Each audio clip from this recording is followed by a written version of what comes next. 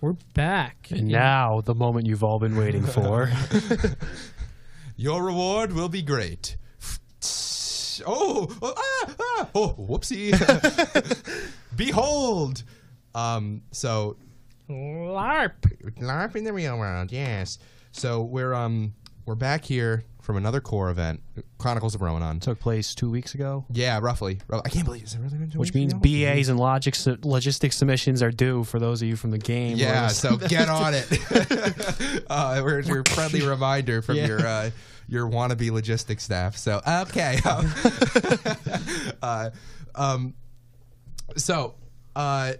LARP, it's a thing. We had a wonderful, really great February event. This is year, let's see, 2016, 17, 18, 19. So this was the 4th anniversary of Chronicles of Ronan. That's dope. Yeah, so it's really good to see, and the game is still going really strong. We've got a good player base. I'm sorry, wouldn't it be 3rd? No, I always get that mixed up. Yeah, because we started 2016, so it'd be 16, 17, 18, 19. So this was the 4th February event.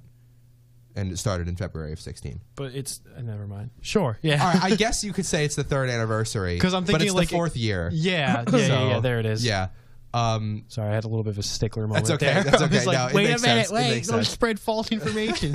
Well, anyway, this marks your 3rd year being involved. This previous event and next event marks my 2nd year being involved. I think. Yeah. Right, because you go 16 to 17, 17 to 18. Yes. So there we go, everybody. I rescind my former statement. It's the 3rd anniversary. And as Ryan said, it's actually pretty special because it's the 3rd anniversary of the game, but it's also my 3rd anniversary as a LARPer. Yeah. So it's really interesting to just see how I've grown up as a LARPer, and I'm sure, Ryan, you're feeling this too. Oh, yes. You know, you go to your first event, and you hear all these numbers being, thrown around, 28 vial, 3 damage, the 28 light, stun, and you're just like, what do I do? What's going on? And then you get to, you play for a while, and it becomes like second nature, and, all the little clarifies. Wait, what does that skill do again? It does a constrict and a bind and a knockback and 13 storm. Oh, got it. Okay, 3, 2, 1, lay off. Or lay on. Yeah. It's you get used to it, and it's just becomes second nature. It's so fun. It's great. I mean, before we get started into the nitty gritty, do you want to just give like a baseline, like for those who might not know what LARP is? Sure. Because I know a lot of people they have like this preconceived notion where it's just a bunch of complete losers just standing around and the princess comes in and she I don't know, but it's really I don't know, for some reason I feel like LARP has such a big. You want to throw some perceptions as a non-LARPer out there for you guys to defeat? Sure. If you say anything, I'm gonna kick your ass with the power of my god. Bunch of big sweaty dudes standing in the middle of the woods hitting each other with foam all day. Wrong. 2 parts of that, right? I mean, standing in the woods with foam and being sweaty. No, I mean, I agree. There's a lot of misconceptions about what LARP is, so I'll give kind of a quick little rundown. LARP stands for live action roleplay, and usually these are games, usually of the high fantasy genre, but there are LARPs of all kinds. And may I remind you, if you go and if you play paintball at all, especially if you play paintball and you do like, the Battle of Stalingrad or something like that, you are LARPing. Civil War reenactors. Reenactment is technically a type of LARP. They call it reenacting so it does not have the stigma. At least that's what I think. That's what I was looking for, stigma, yeah. Stigma, yeah. There's a lot of stigma against LARP, but basically what it is it's, you basically go into another world for a weekend. It's a ton of fun. It's phenomenal. And you get to it's kind of like, I always say it's like improv acting meets like D&D. Yeah. Well, like I mean, D&D does have an element of improv. I would say maybe it's just like D&D to another level. Yeah. If you ever played Dungeons and Dragons or any game like that, if you played a role-playing video game, imagine it's kind of like that, but you're making these decisions in real time, and yes, there are still like certainly like in D&D there are still like you have like a history knowledge, and that'll tell you things about in-game history that you don't know out of game. But for the most part, it's really your own skill. Yeah, I mean, and your own, like, you have to be able to think on your feet, and which is what's so much fun about it, because it's like you do feel like.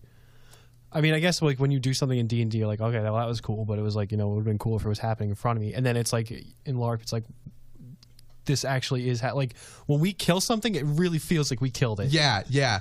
Yeah. Like when we win a battle, we actually get a feeling of like satisfaction because Yeah, it's like, like- we work together to take that thing out. Yeah, it's a ton of fun, and actually, I would argue, and this would be maybe for another episode, that the experience you get from LARPing, I think, actually gives you a lot of like good resume skills. Like you can never put that on a resume, or they'll throw it in the garbage. Oh, yeah. But what you learn about teamwork, about like team management in a lot of respects, for the nobles out there.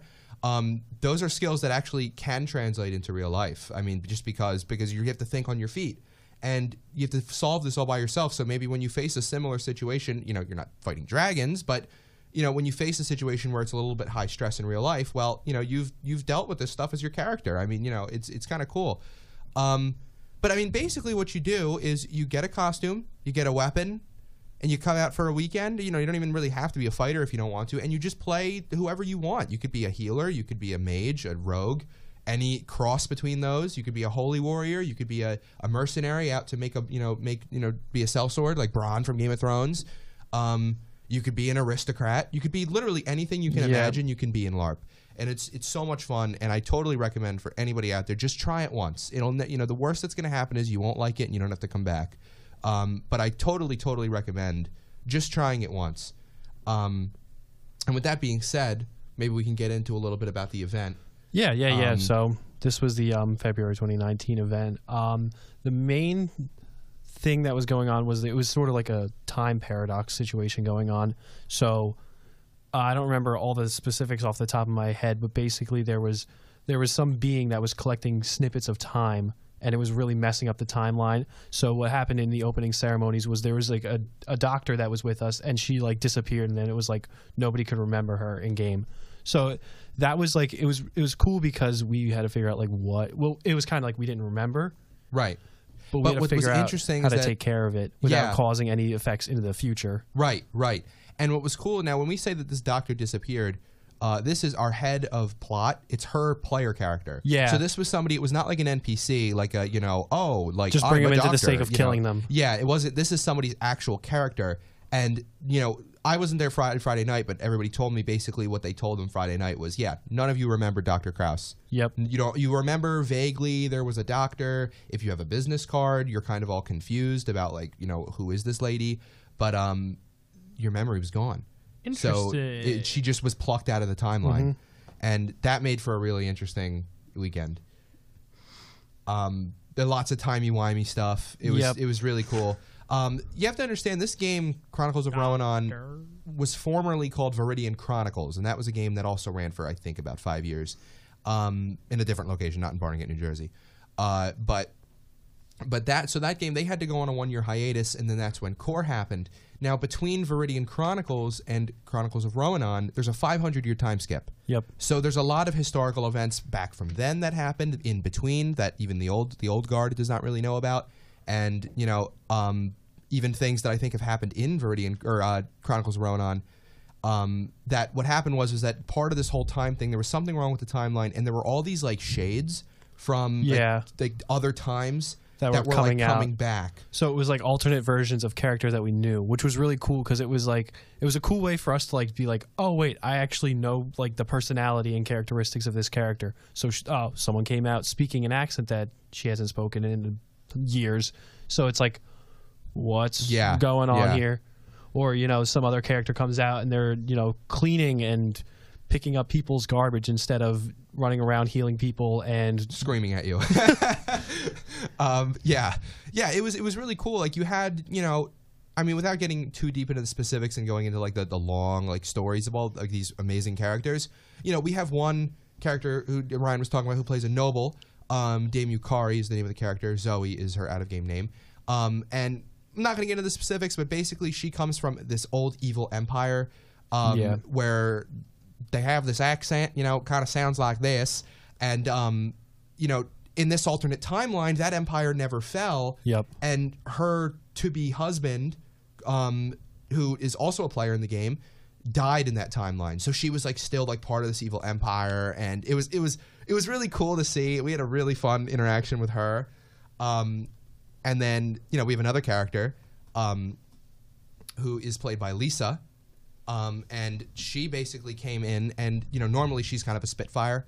She you know, she's kind of she doesn't you know, she'll tell you exactly what she thinks and whatever, and she's a healer, and she kind of came in and she was all meek, and she's like, "Can I help you? Can I clean up?" And we're just like, we were actually, I think, more uncomfortable with that than we were with you, CoR. I was like, because we're like, aren't you supposed to be like throwing a fireball at our face right now? Like, you know, so yeah, that was. Oh, I didn't mention her name. It's Squire Rain.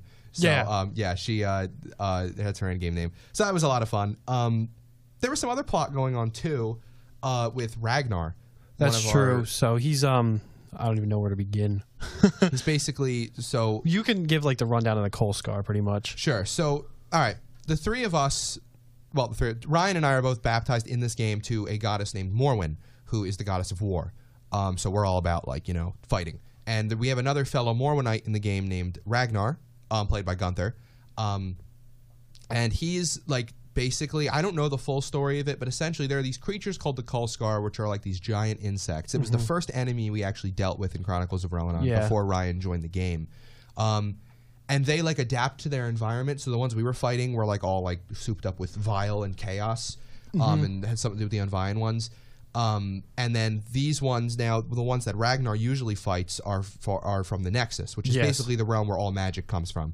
And they are kind of like cockroaches. They infest, they multiply, they take over, and they destroy everything in their path, just to breed and to continue their species. So Ragnar's kind of mission in life is to keep these at bay, to protect that he's the defender of the Nexus. And I don't know the details, maybe you know more than me, but there's basically something's happening and they're breeding like crazy, and there are these Nexus portals opening and they're just pouring through. That's pretty much the extent of it. Okay. As far as I know. And I know he said he had to he needed to like actually get permission to be opening some of these portals. Like he couldn't just go willy-nilly like ripping open and going in. But that's really all I know. And his brother, who is a dragon, was helping us with that. So it was cool. Yeah, that was cool. But you were there in December, right? Yes. That was such a cool like sequence when we first met Ragnar's brother. Because what happened was, it was like we were all just chilling in the inn, and then like we hear this big roar. Yeah. And we go outside, and there's just this dragon. Yup. You know, and you have to remember, folks, like you have to suspend your disbelief a little bit. Folks, listen, okay? You have to suspend your disbelief a little bit. So when you say dragon, what you really mean is the Geico Gecko. No, they had like a giant tarp that had a dragon on it. It was we were kind of like, okay, there's a dragon there. We can. Yeah, so you just have to. I mean, there are some high budget LARPs out there, particularly I think in the Scandinavian countries, where they literally get like super like special effects and things. Like they'll have a golem that looks like a golem. That's cool. But you know, for these smaller games, you kind of have to suspend your disbelief. So if you have a good imagination, like personally, like it's funny because when I remember these cool events, I remember it as if like I was, you know, in another world. Like I don't remember like the tarp with the dragon on it. Like I picture in my like imagination like a dragon in the air. So you got to suspend your disbelief, but if you have a good imagination, it's awesome. So we go outside. There's this big dragon, and he's covered in these bugs, and they're you know, he looks injured. So he flies off. We follow him, and then he transforms into this elf, and I think it was an elf, right? Yes. Or like a draconic planar or something. And then you know, Ragnar's like, "Hey, it's my brother," and we're like, huh? Like it was awesome. It was really cool. And then we got to do a big battle, and so I'm excited to see where that plot goes to. Yeah. I think that's really it as far as plot, right? I mean, well, we had our thing. Well, yeah. Oh, true. Well, that'll be in highlights. But I mean, like overall, like plot that matters to everybody. I think that's kind of it, right? Right now we're kind of dealing with this time. Well, we fragment. also had that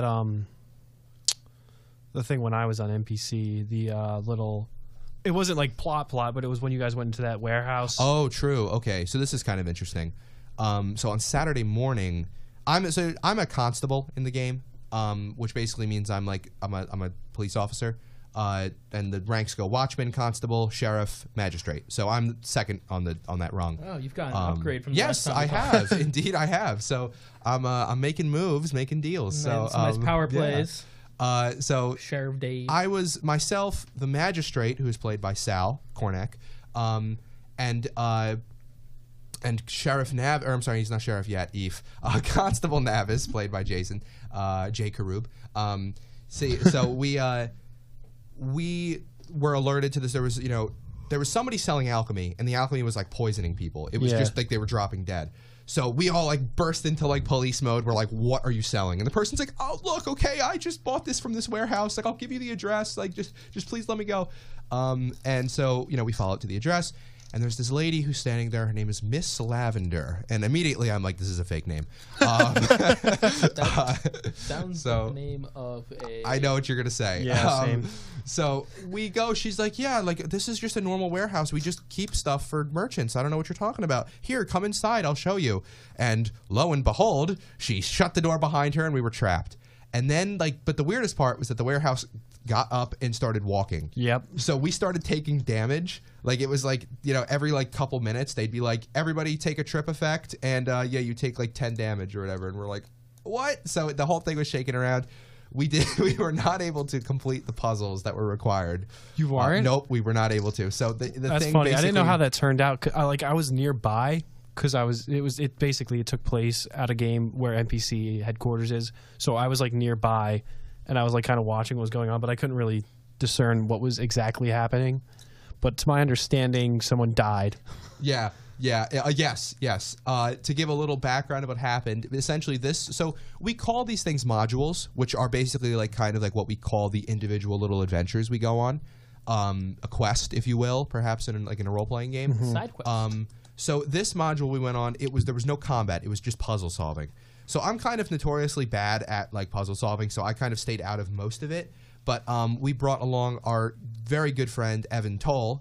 In game he plays now. It's Watchman Sigurd, and who wanted to join the watch. And we kind of decided, okay, we'll use this as a test since we're investigating something. And he actually had some really good things to add. But there were all these different puzzles going on.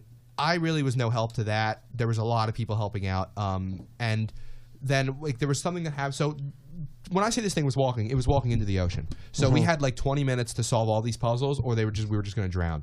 Luckily, Magistrate Cornack had telepathy, which by the way, guys, the way you fizz after that with the walkie-talkies was just genius. That was awesome. Cornack has a skill where he can telepathically speak with his wife, Dame Yukari, who we mentioned earlier.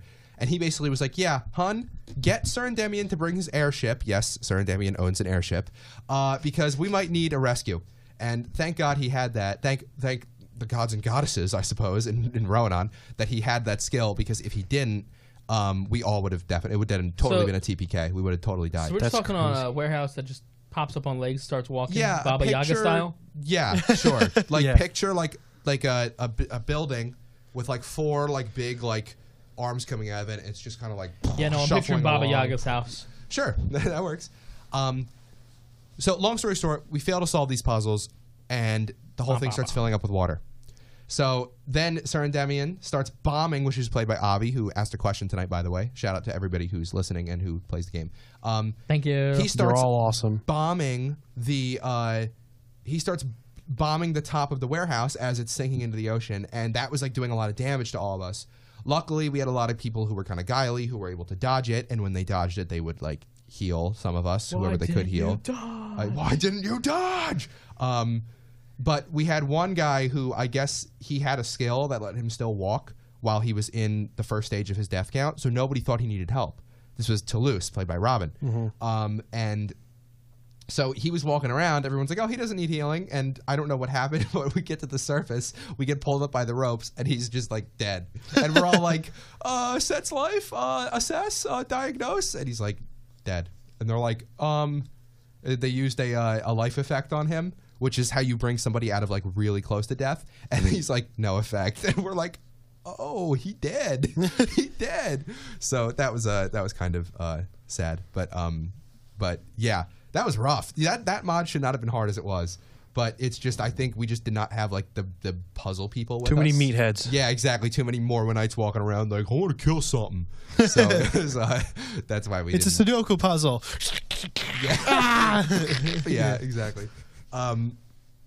So that's kind of the plot of what happened to this event.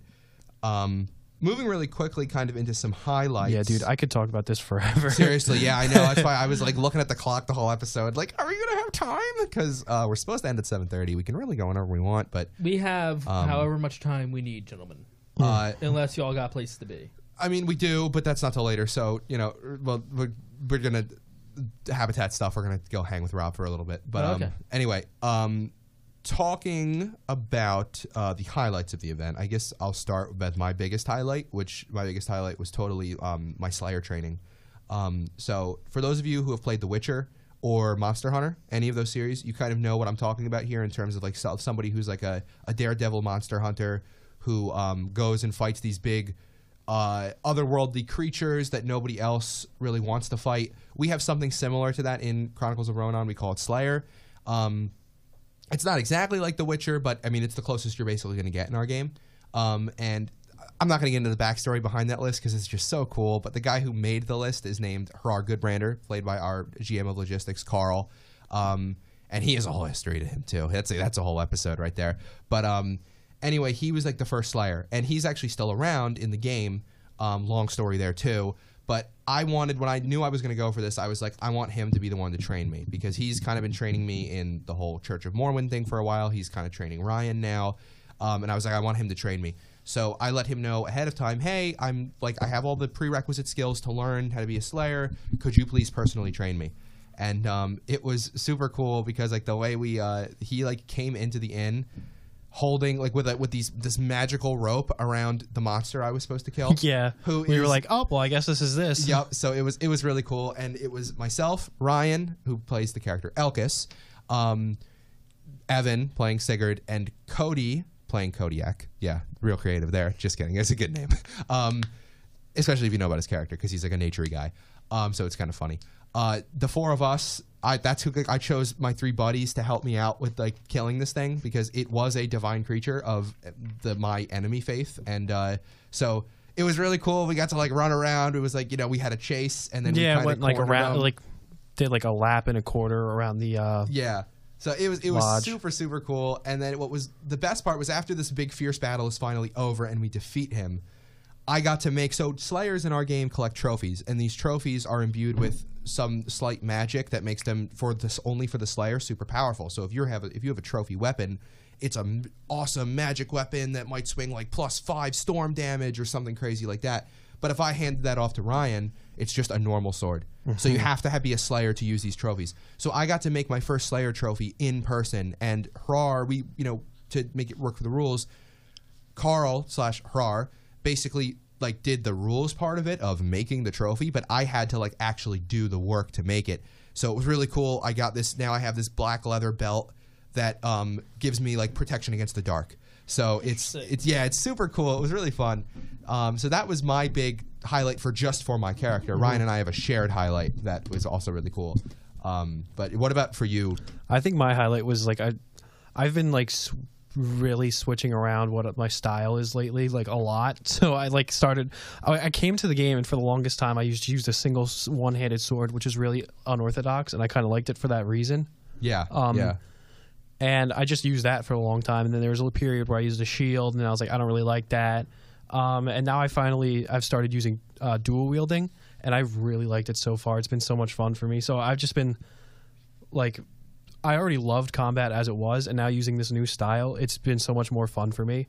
So that's probably one of my my big highlights for this event. That's awesome.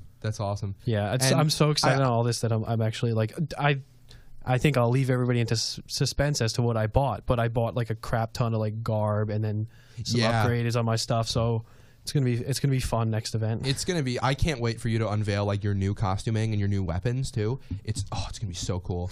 I'm really excited. I think that everybody's gonna be like, whoa, like massive upgrades. All right, don't get me, don't get their hopes up too high. Okay, just come in with like a T-shirt. Hi, I made a new buffer. It's like a Slayer T-shirt. It's like, yeah. So yeah, that's great. And I also think it was really funny because like every time I turned around, like you, Navis, and Kodiak were doing like the weapons training, and like you were doing like what is this called, like a Mexican standoff, where you all had your swords pointed at each other. And it was so funny.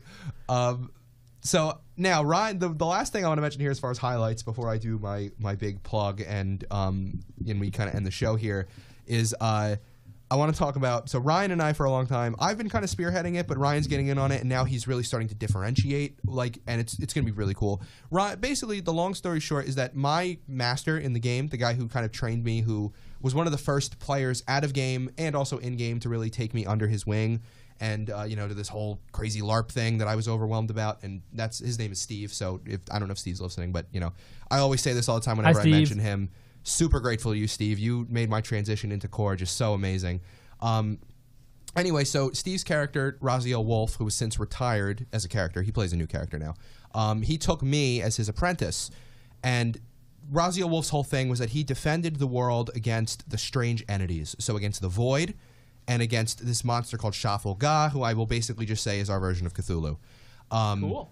So that was Raziel Wolf's entire mission, was to defend our world against these people. So I have since inherited this mission from him because he's gone to basically now he's like semi-divine, I guess. I don't know how to explain it. And now he's like an NPC guarding the realm, keeping the vigil, keeping the watch on the stars. And I'm kind of his earthly representative, if you will. So I spent a year in Japan out of game. In game, this entire time, I was in a country called Nikon, which is basically kind of all the Asian countries rolled into one. And I was studying how to hunt these things.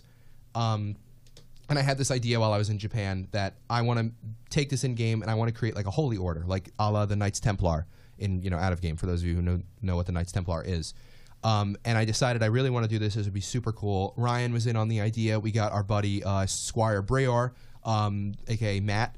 We got him in on it too. And what I'm basically doing is I'm uniting the two faiths of my master, the faith of Morwen, goddess of war, and the faith of Lorana, who's the goddess of light. These two goddesses in ancient times fought this Cthulhu creature, and it was only because of those two goddesses that they were able to defeat it. So I'm kind of the representative of that unity between these two goddesses. Anyway, for a long time, Ryan and I have been working on this, trying to I've been making all these documents and bylaws and all these things. And at this past event, we spoke to the Duchess of Sumai, which is kind of like, it's a duchy that's kind of like Asia, but it's influenced by Nikon. Yeah. But it's basically the Asia of Viridia, which is our country. So I spoke with the Duchess, and unbeknownst to me, the Duchess also brought the cantor, which is kind of like the head of the church, like a cardinal, if you will, or an archbishop, brought the cantor of the Church of Lorana, and Hrar, who happens to be the cantor of the Church of Morwen, also came. We had this big meeting. I was so nervous. Anybody who was listening in, I was so nervous. But we did some talking back and forth, and all three of them, both of the churches of these goddesses and the Duchess of Sumai, have basically agreed to sponsor our holy order. So we now have a castle, which is super cool, and it's on this big cliff overwatching the Alabaster Sea.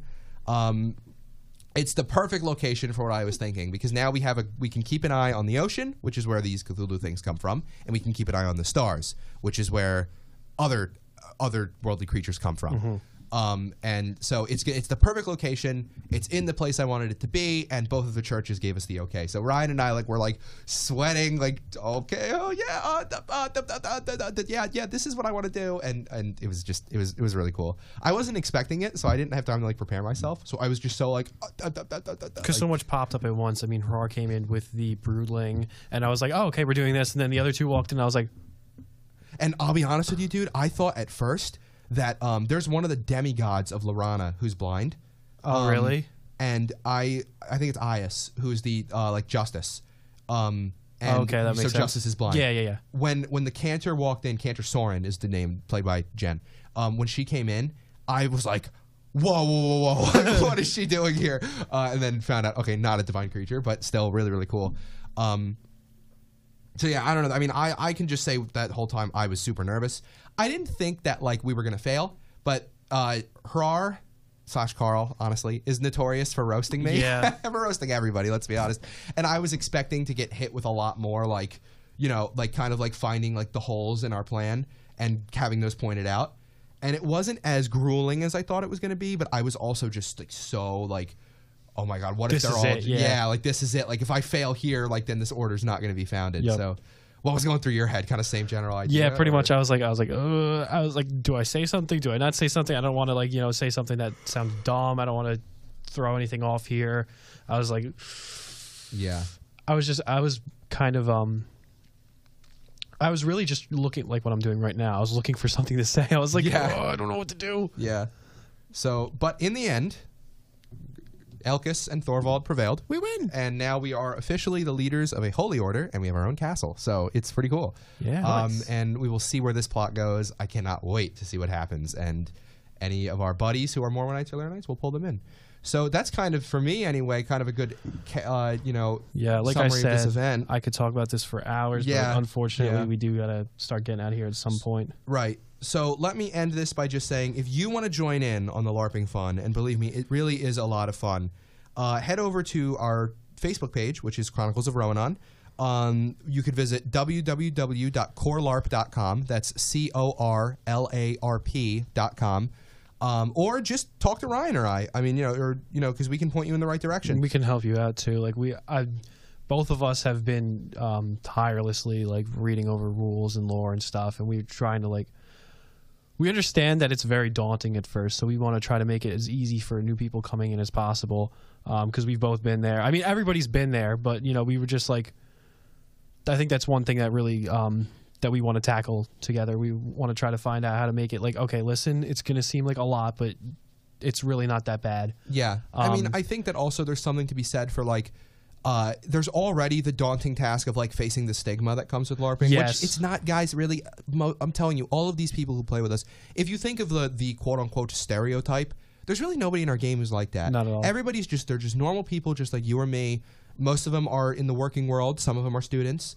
And it's just, it's just a really great, good, tight-knit community of people. Yep. But I understand there's getting past that stigma, and then there's okay, now I have to buy a costume and a weapon, and I have all this stuff. So, seriously, anybody, and for those of you listening from CoR, if you know anybody who kind of needs like mentors, who's thinking about joining in, has cold feet about it, I mean, we don't mind helping anybody out. It doesn't have to be people we personally know. Yeah. But I mean, we used to run these training sessions in the summer for like when I got Ryan in, I did this for him, or Cody and I did it for him. Then we did it for Evan, where we kind of we'll go through everything. And then we'll have like simulated combat to kind of get you used to hearing these numbers get flown around. But it's a really fun time. There's lots of new deals for new players. There are lots of good deals for new players. So, you can get a lot of discounts and rewards if you're referred by a friend. So it's just a really great time, guys. So like I said, www.corlarp.com. That's www.corlarp.com. Go there, check us out, check out the Facebook page, Chronicles of Roanon, or hit up the Instagram too. Yeah, the Instagram. That's where a lot of the deals are. Yeah. Or talk to Ryan or I. And if you go to the Instagram, you can see a lot of pictures of kind of what we do. That's true, so too. that's a good way to get a And visual. when's the next event? Next event will be April 14th, I think, right? Yes. It's that weekend anyway. I don't know if that's the Friday. I will check right now. But yes, our next event will be in April, so there's plenty of time. Yeah, it's the April 12th to the 14th. So there's plenty of time, guys, to get involved, to reach out. I promise if you start now, it's not going to seem as daunting. And we'll help anybody out who wants to start playing. I mean, I love it so much. It's probably like the highlights of my year. I mean, me too. It's so great because it's just like, especially like this previous event, I was really feeling it. Like it's like my last semester of my undergrad. It's like I'm worried about like applying to grad school. I got my capstone I'm worrying about. It's like all this stuff. And then for a weekend, I could just like step away from everything and not care. Yeah. And just it's like it brings me back to my childhood. Like totally. Just playing with like swords and like it's just a great time. Yeah. I love it. So the last thing I'll say is just, this is like I said, and this is my 3-year anniversary, and I put something like this in my feedback form, but I'm going to just say it here anyway. This is my 3-year anniversary of a LARPer, and it's really crazy just to see how, while Thorvald has grown up a lot in the game, I've also grown up a lot as a person. I mean, I started LARPing when I was 18 years old, freshman in college. Now I'm senior, but long story there. Senior light, yeah, senior, junior, whatever. Japan kind of messed me up with credits, but point is, I'm 21 now. I'm a senior, and it's crazy how much I've grown as a person out of game. And then I look at Thorvald and I see how much I've grown in game, and how it's a really amazing feeling. And it's one of those, I feel like it's when you're at the bottom and you're looking up and you're like, oh my gosh, I'm level 4 and there's all these cool skills. I will never get these.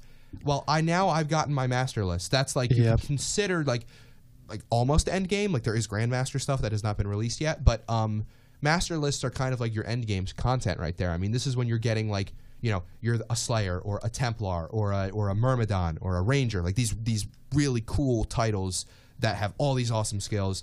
And I'm there, guys. It's 3 years later, and here I am. And I think the journey makes it feel so much better. Exactly. Exactly. It's like you're so used to being like, like I guess I kind of had like pessimistic view about it, but I was like, oh man, I'm terrible. I'm getting knocked down all the time. And then it's like all of a sudden, like lately, I've been like, hey, I'm actually kind of holding my own here. This is so satisfying. Yeah. And it really, I mean, it over a long term, I mean, you know, we're so used to watching movies or TV shows or whatever where we watch this hero's journey. And you can fit it all into a couple hours, or you could fit it all into, 50 episodes of Game of Thrones or whatever. But then you realize that really, though, the adventure is a lot slower. Yeah. But you really, when you look back in retrospect and you look back at like when, look back at pictures or even just memories of your first event, and after like even just 1 year, but I'm at my 3 years, you're at your 2 years, you look back and you're just like, wow, like I've come a long way. Yep. And that's such an amazing feeling. And I'm sure any of the other people from CoR who are listening out there can relate to that. But I just kind of want to end this little segment here, at least on my end, by saying just thank you so much to the staff at Chronicles of Rohan. You guys always outdo yourself every event. Everybody, logistics, rules, plot, our assistant GMs, Kat and Sal, all of you guys just do such a wonderful job. And this game wouldn't exist if it wasn't for you. Yes. So thank you so much for everything you do to give us that adventure every other month. And the players are all awesome too. I think like there's everybody who is associated with this game, they're all like a pleasure to talk to. Yeah, and they are. They're all great guys and girls, and it's a great group of people. Yeah, really wonderful. So thank you, everybody out there. I think that kind of concludes our episode for tonight. Pretty much. And so we'll see you we'll see you next week, but we'll see you in 2 more months for another LARP in the real world. Oh, yeah. But if you miss LARP in the real world, you want to get a little bit more. So there's a podcast listed on YouTube called 3 Beers and a Topic. And they did an episode specifically, Sal's attempt to LARP. And it's Not our Sal. No. But it is just a really funny story from That's a bunch awesome. of drunk friends. Yeah, And yeah. If you enjoy this, you'll enjoy that. Yeah. So I just like throwing that out there because I love the side projects these guys do. And I really like seeing them continue. So give it a listen if you liked what we did here today. But other than that, have a good week. Next week's show, we're going to have Chris Heller of the Jersey Comics crew on with us. Along with us too again. Yep, we'll be there. Awesome. Cool. I actually know who's going to be on next week. It's not 2 days before. All right, folks. Have a good week. Have a weekend. And, yeah.